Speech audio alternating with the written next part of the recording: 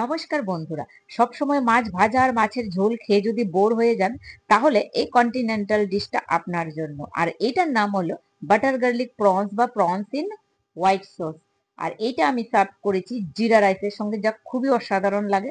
এটা garlic rice বা জিরা রাইস এইসব ডিশের সঙ্গে সার্ভ করলে খুব দুর্দান্ত রেসিপি। তাহলে স্কিপ না করে ফুল রেসিপিটা একবার ওয়াচ আউট করে নিন। আর তার জন্য আমি কিছুটা চিংড়ি মাছ নিয়ে নিয়েছি, দেখুন এইভাবে ওয়াশ করে নিয়েছি এগুলোকে।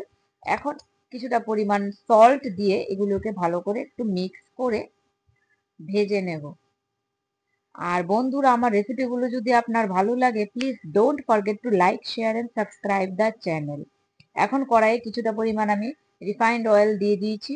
আর তাতে যে চিংড়ি মাছগুলো নুন মাখিয়ে রেখেছিলাম, এগুলোকে একটু উল্টে পাল্টে ভাজা করে নেব। তবে খেয়াল রাখতে হবে, বেশিক্ষণ ভাজা করা দরকার নেই, কারণ আমরা জানি চিংড়ি মাছ সেরকম কুক হতে টাইম লাগে না।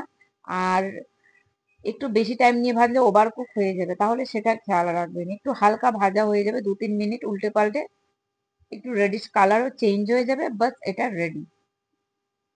একটু জল উঠেছে আমার, বাট ঠিক আছে, আমি তাও নামিয়ে নিয়েছি, না হলে ওভার কুক হয়ে যাবে।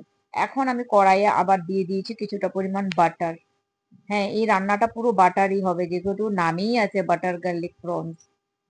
বাটারটা গলে গেছে, এখন তাতে দেবো 2 চামচ মতো আমি দিয়েছি রসুন কুচি বা গার্লিক চপড দিয়ে। একটু কালার চেঞ্জ হবে রসুনটার, একদম পুরো গোল্ডেন কালার করব না।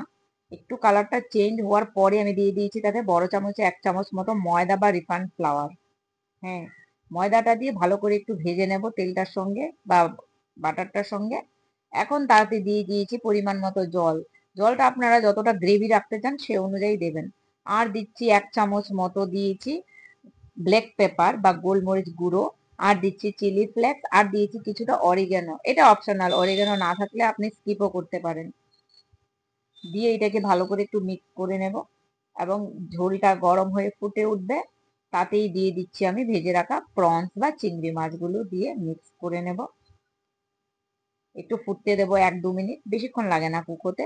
এখন তাতে দিচ্ছি কিছুটা ক্রিমি ফ্লেভারের জন্য ফ্রেশ ক্রিম। হ্যাঁ, আমি তাতে আমুল ফ্রেশ ক্রিম অ্যাড করেছি,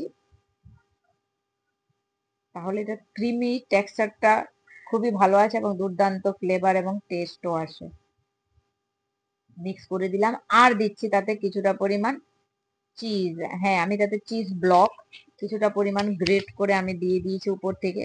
তাহলে এটার অরিজিনাল টেস্ট টেক্সচার সবকিছু আছে। হ্যাঁ, কিছুটা পরিমাণ সামান্য চিজ দিতেই পারি আমরা, না এটা তো আমরা সবসময় খাবো না, মাঝে মধ্যের জন্য এরকম ইউজ করা যেতেই পারে। আর দিয়েছি সামান্য পরিমাণ নুন, দিয়ে মিক্স করে দেব। আর লাস্টলি এটাতে নামানোর আগে দিয়ে দিচ্ছি কিছুটা পরিমাণ ধনেপাতা কুচি। ব্যাস, দিয়ে মিক্স করে দিলাম এবং সার্ভ করে নিচ্ছি। একটা দারুণ দুর্দান্ত মুখরোচক রেসিপি। তাহলে eat healthy, stay healthy, take care, bye by.